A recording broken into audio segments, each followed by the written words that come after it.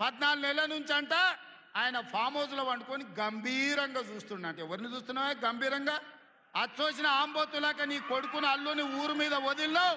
మైసమ్మ మన ఏంది జాంగిర్పీర్ల దర్గాకు వదిలిన మేకపోతులాక ఊరు మీద పడి మేస్తా ఉన్నారు నీ కొడుకు నీ అల్లుడు.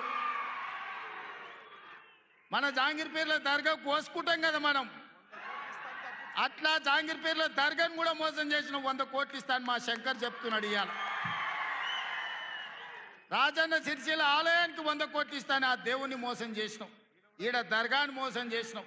పాలమూరులో ప్రాజెక్టులు కడతా అని, పాలమూరు రంగారెడ్డి ఎత్తిపోతలు పూర్తి చేస్తా అని కల్వకుర్తి, భీమా, నెట్టంపాడు, కోయిల్ సాగరు, జూరాల, ఆర్జీఎస్, తుమ్మిళ్ళ ప్రాజెక్టులను కడతా అని చెప్పి పాలమూరుకు మాట ఇచ్చి పాలమూరుని ఎండబెట్టి ఎగవేసిన దుర్మార్గుడివి నువ్వు ఈరోజు సంవత్సరం పూర్తి కాకముందే మా మీద వడేడుస్తురట.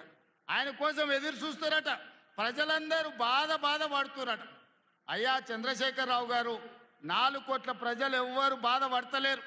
రైతులకు రైతు భరోసా వచ్చింది, రైతులకు రైతు రుణమాఫీ జరిగింది, విద్యార్థులకు ఫీజు రియంబర్స్మెంట్ ఇచ్చినాం, రాజీవ్ ఆరోగ్యశ్రీ 10 లక్షలకు పెంచినాం, పేదలకు ఇండ్లల్లా 200 యూనిట్లు ఉచిత కరెంట్ ఇచ్చినాం, ఆడబిడ్డలకు 500 రూపాయలకే సిలిండర్ ఇచ్చినాం.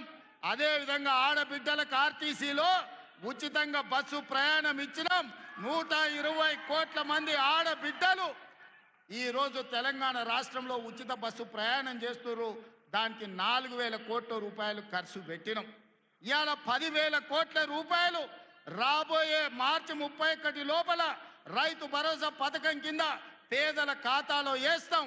ఉపాధి హామీ కూలీలకు కూడా ఇవాళ ప్రతి కుటుంబానికి 12,000 రూపాయలు ఇచ్చినాం.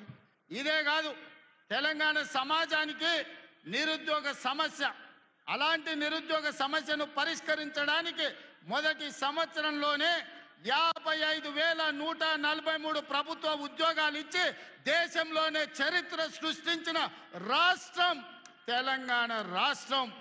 నువ్వు 10 ఏళ్ళు ఇవ్వలేని ఉద్యోగాలు మొదటి సంవత్సరంలోనే 55,143 ఉద్యోగాలు ఇచ్చిన చరిత్ర మాది. వీటన్నిటి మీద నీకు చిత్తశుద్ధి ఉంటే, నీ నాయకత్వం మీద నీకు నమ్మకం ఉంటే నువ్వు రా అసెంబ్లీలో. ఈ వివరాలన్నీ అసెంబ్లీలో పెడతా, చర్చ చేద్దాం. ఆయన కొడితేనంట బలంగా కొడతాడంట, సరిగ్గా నిలబడేది నేర్చుకొని ఆయన కట్టె లేకుండా